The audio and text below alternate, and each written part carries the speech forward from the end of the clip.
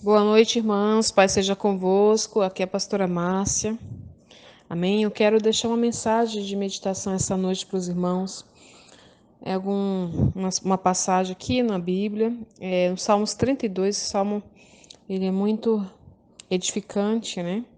Fala assim: Bem-aventurado aquele cuja iniquidade é perdoada e cujo pecado é coberto. Bem-aventurado o homem a quem o Senhor não atribui iniquidade e em cujo espírito não há dolo. Enquanto calei os meus pecados, envelheceram os meus ossos, pelos meus constantes gemidos todo dia. Porque a tua mão pesava dia e noite sobre mim, e o meu vigor se tornou em sequidão de estio. Confesseste o meu pecado e a minha iniquidade não mais ocultei. Disse: Confessarei ao Senhor as minhas transgressões, e tu perdoaste a iniquidade do meu pecado. Sendo assim, todo homem piedoso te fará súplicas em tempo de poder encontrar-te. Com efeito, quando transbordarem muitas águas, não me atingirão. Tu és o meu esconderijo, tu me preservas na tribulação e me cercas de alegrias, cantos de livramento.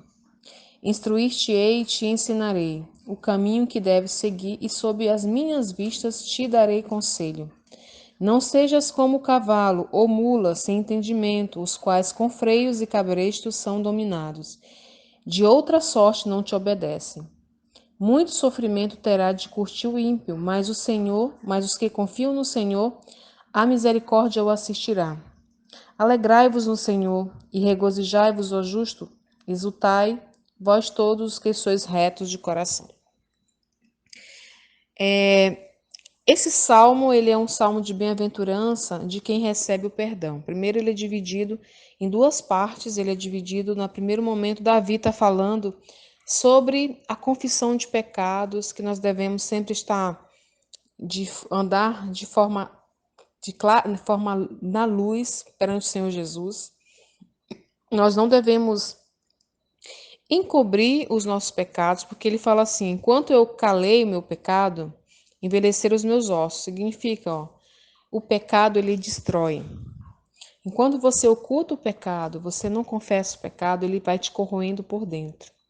Você perde a tua unção, você perde a tua comunhão com Deus, você perde a tua paz, você perde a tua alegria. Você é uma pessoa desconfiada. Depender do tipo de pecado, do erro que você tem cometido, que você está ocultando, muitas pessoas cometem adultério oculto. E aí mina completamente, isso é um pecado que mina completamente o casamento. E aí o que acontece? Ela oculta esse pecado porque fica com medo de pedir perdão, de confessar, porque o meu marido vai me matar, a minha mulher vai me matar. E aí isso vai minando o casamento e começa a ter tantos problemas, tantos conflitos. Espíritos malignos passam a perturbar o casal e não tem oração que dê jeito, porque isso é um pecado oculto e o adultério existe consequências terríveis, principalmente para os filhos. Existe um espírito de sensualidade que passa a habitar, que afasta os casais, os cônjuges um do outro, um espírito de apatia, de frieza, não tem mais vontade de se relacionar sexualmente, aí vai, vários problemas. Eu só estou citando um exemplo de um tipo de pecado que pode, como diz Davi, envelhecer os ossos. E a pessoa pode gemer muito. Existem muitos tipos de pecados. Então, o que o Senhor nos fala nesse salmo? Que o homem que confessa ao Senhor, que deixa o pecado, ele é um homem bem-aventurado. E ele fala: bem-aventurado o homem a quem o Senhor não atribui iniquidade. E o que significa isso? Uma pessoa que sempre está se redimindo perante o Senhor, que confessa seus pecados, que reconhece seus erros, com espírito de quebrantamento, com a lágrima nos olhos, e é a pessoa que quer mudar de direção. Uma pessoa que realmente quer ter uma vida de santidade, ela quer realmente ter alegria e prosperidade na terra, ela tem esse entendimento de não poder estar pecando. Nós sempre estamos falando que o pecado na vida do crente, ele não tem que ser uma coisa constante, corriqueira, diária. Tem que ser como um acidente, como uma coisa... É claro que a gente não vive sem pecar, todo ser humano vai pecar. Nós temos um advogado que está intercedendo por nós, e o Senhor Jesus trabalha até hoje nessa questão de estar intercedendo por nossas culpas e nossos delitos. Mas nós temos que, não porque temos um advogado, que a qualquer momento nós podemos recorrer, pedir que ele interceda perante o Pai por nós temos que ter essa consciência de abandonar realmente essa nossa natureza carnal, esses nossos erros, essas nossas falhas, que a gente tem certos hábitos, digamos, nossos vícios, nossos comportamentos, que agridem a palavra de Deus, que nós já sabemos, onde a gente sempre cai. E Satanás sempre bate naquela tecla, porque sabe que você é fraco naquela área. Seja um problema de sexualidade, seja um problema de ambição, seja um problema de furto, seja um problema de grosseria, de temperamento, de insubmissão à liderança, seja alguma coisa que você vem já batendo, sendo reprovado, e a prova se repete e você continua sendo reprovado, aquele lugar que você cai é o lugar que Satanás sabe que ele pode te destruir, ele sempre está te levando para essa zona de aprisionamento onde você sempre está caindo. E você precisa, segundo esse salmo, abandonar esse pecado para que você tenha vitória. E ele diz no versículo 4 que se você calar os teus pecados, você vai adoecer. Quando ele fala assim, secaram e envelheceram os meus ossos, é porque o pecado ele destrói tanto a nossa vida espiritual como a nossa vida física. Muitas pessoas estão adoecidas porque elas têm praticado coisas ocultas que elas pensam que Deus não está vendo e que não existe consequência, tá? Que não existe consequência, que por isso ela pode continuar fazendo escondido mesmo, que não vai ter consequência. Isso é uma lenda, é um engano, porque o Senhor, ele não dorme. E ele fala que todos os nossos pecados, eles virão à luz, né? E Satanás, ele trabalha nos acasos, você sabia? É no acaso que ele te escandaliza. Então você precisa ter essa consciência de abandonar as coisas erradas que você anda praticando. No 4, ele fala, porque a tua mão pesava dia e noite sobre mim, e o meu vigor se tornou em sequidão de estio. Você perde a sua vida, perde a vontade de viver, você perde a alegria da vida, porque você vive duas vidas, você vive de máscara, sempre com medo de alguém descobrir. Você não tem mais paz. O pecado oculto, o pecado não confessado, o pecado não abandonado, ele tira a tua paz. Ele tira a tua saúde mental, tua saúde emocional, o teu vigor, ele te adoece mesmo fisicamente. Aí o Senhor fala no 5, confessei-te o meu pecado e a minha iniquidade, e não mais ocultei.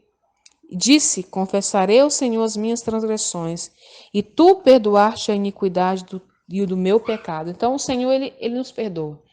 A gente tem que ter essa consciência do abandonar mesmo as obras da carne, as obras das trevas.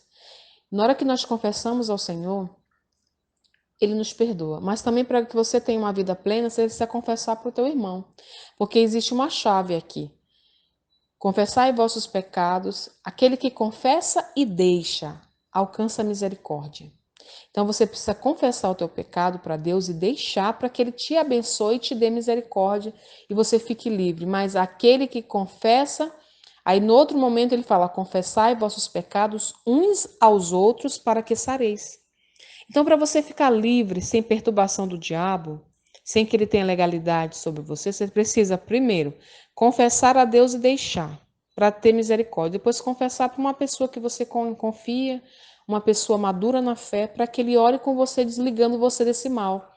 Aí é isso, aquele que confessai vossos pecados uns aos outros para que sareis. Então, você precisa usar essas duas chaves para que você tenha essa vida tranquila e resolver isso com Deus e desligar essa legalidade de Satanás da tua vida. E na segunda parte do Salmo, ele fala do homem piedoso, do homem que sempre está na presença de Deus pedindo perdão do seu pecado e as bênçãos que o Senhor pode trazer para essa vida.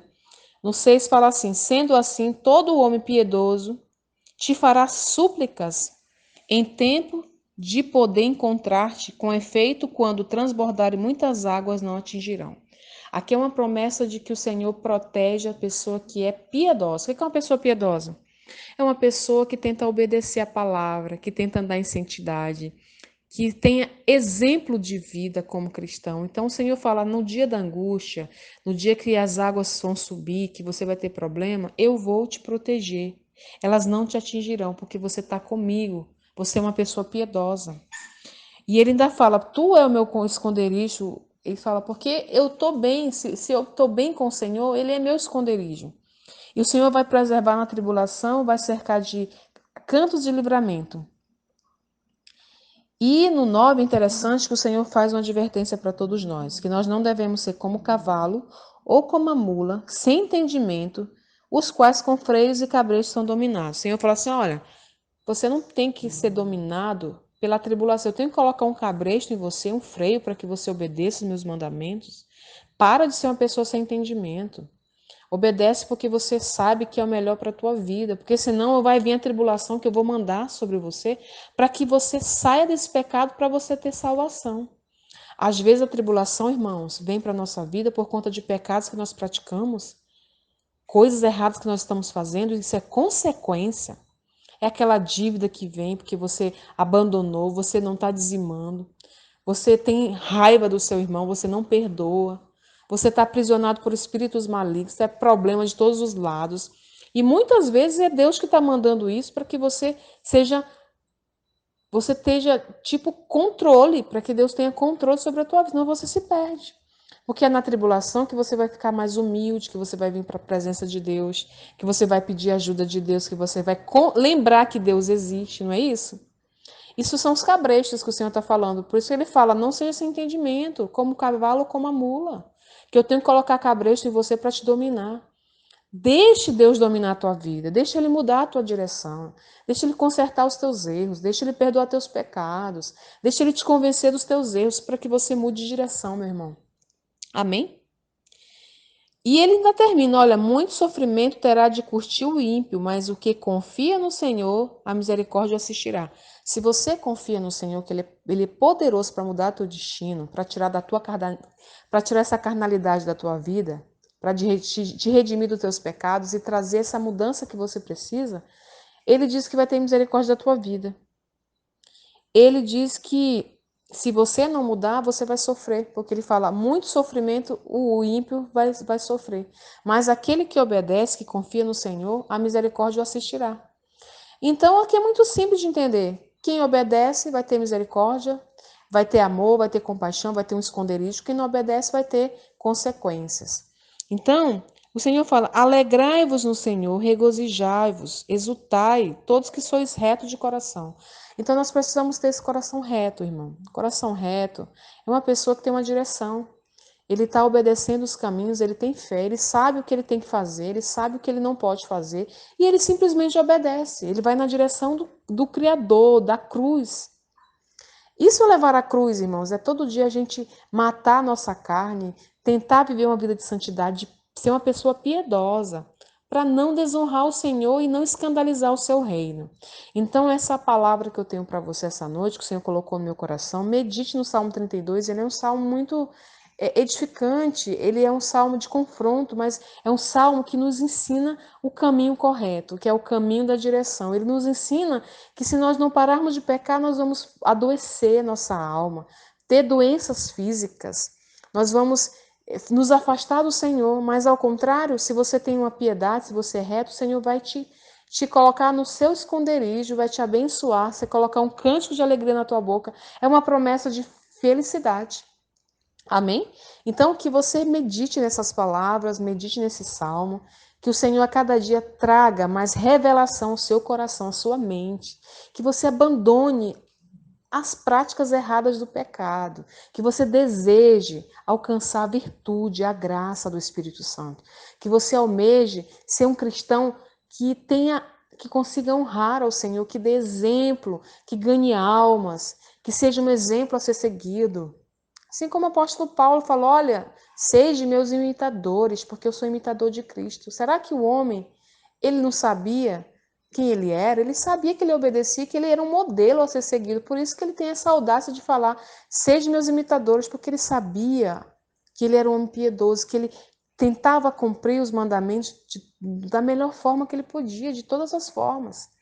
Então, irmãos, o pecado na vida do crente não deve ser uma coisa diária e cotidiana. Você vai pecar acidentalmente e imediatamente vai reconhecer esse erro e vai pedir perdão e vai parar de errar. É assim que o Senhor deseja que nós, que somos seus discípulos, vivamos. Entendemos o que Ele quer falar. Sigamos na direção da justiça e na direção da nossa salvação. Amém? Porque se a gente não entender isso, o Senhor está nos dizendo nesse salmo, que é simples de entender, nós sempre vamos mendigar, vamos nos rastejar, a nossa vida cristã vai ser uma vida fraca, uma vida de derrota, uma vida de frieza espiritual. Nós precisamos obedecer a palavra, precisamos obedecer e dar atenção ao que o Senhor nos fala, porque tudo que está nas Escrituras é para o nosso bem. É para que a gente tenha uma vida saudável. Eu vejo muitas pessoas frias espiritualmente porque estão pecando, estão distantes do Senhor. Ele é a nossa fonte, ele é a nossa energia. O pecado nos afasta de Deus. Ele fala, as tuas transgressões, as vossas transgressões, é que me faz separar de você. E só tem isso que pode nos afastar do Senhor, é o nosso pecado. Porque ele fala que nem a morte, nem anjos, nem demônios, nem potestade, nem problema, nem tribulação, nem a fome, nem a nudez, não tem nada que possa nos separar do Senhor. Só existe o pecado que pode nos separar do Senhor. E se nós vivemos uma vida separada do Senhor, é uma vida de derrota. É uma vida de fracasso, é uma vida de doença, é uma vida de problema. Deus não está no matrimônio, Deus não está no nosso trabalho, Deus não está em nada. Porque ele não tem como se aproximar de uma pessoa que adora fazer a vontade de Satanás. O Senhor fala, só existe dois senhores, você adora a mim ou você adora o diabo. É muito simples a palavra, o evangelho é muito simples. É você decidir, eu preciso servir a Deus. E como que eu sirvo a Deus? Obedecendo seus mandamentos. Né? Como que eu mostro respeito por Deus? Quando eu obedeço o que Ele fala, o que Ele ensina. Amém? Então medite nessa palavra. Se você está andando de forma errada, se você está pecando, se você está frio, está distante de Deus, volte, meu irmão. Volte para o caminho da luz, volte para o caminho correto, porque esse caminho é o que vai te guiar para a tua salvação. Esse Deus que quer tanto você, que te ama tanto, é esse Deus que quer te abençoar. Mas você precisa entender que você tem que obedecê-lo. Ele tem que ser o Senhor da tua vida. Deixa ele ser o Senhor da tua vida. A gente quer Jesus, mas não quer que ele domine nossa vida, né? A gente só quer as bênçãos, mas o Senhor quer ser o Senhor da tua vida. E acredite, é tudo uma prova de amor, é só para você ser abençoado. Tudo que está nas Escrituras, essas regras, é tudo para o nosso bem. É para que a gente tenha uma vida de sucesso sobre essa terra, amém? E também para que a gente alcance a nossa vida eterna. Que o Senhor te abençoe e te guarde, que o Senhor faça resplandecer o seu rosto sobre ti e tenha misericórdia de ti, que o Senhor sobre ti levante o seu rosto e te dê a paz. Eu desejo a todos vocês uma noite de sono, uma noite de tranquilidade, na presença do Deus vivo. E acorde agradecendo a Deus por sua vida, pelo que Ele te deu, pelo seu alimento, pela tua família. Seja uma pessoa agradecida a Deus. Eu sempre falo isso. Não acorde reclamando. Se você está vivo, com saúde, já é motivo suficiente para você ser uma pessoa agradecida a Deus. E mais ainda se você é um filho de Deus, aí que é motivo que você tem mesmo para agradecer a Deus. Porque você é nação santa, sacerdócio eleito de Deus e vai receber a tua salvação. Amém? E Jesus Cristo, Ele te guia, Ele te deu o Espírito Santo. E tudo isso é motivo para a gente ser mais do que vencedor e mais do que feliz. Sermos pessoas agradecidas a Deus. Que o Senhor abençoe a tua vida. Eu espero que essa palavra entre no teu coração e modifique a forma de você pensar, a forma de você agir e que você seja uma pessoa alinhada ao prumo divino. Deus tem um prumo.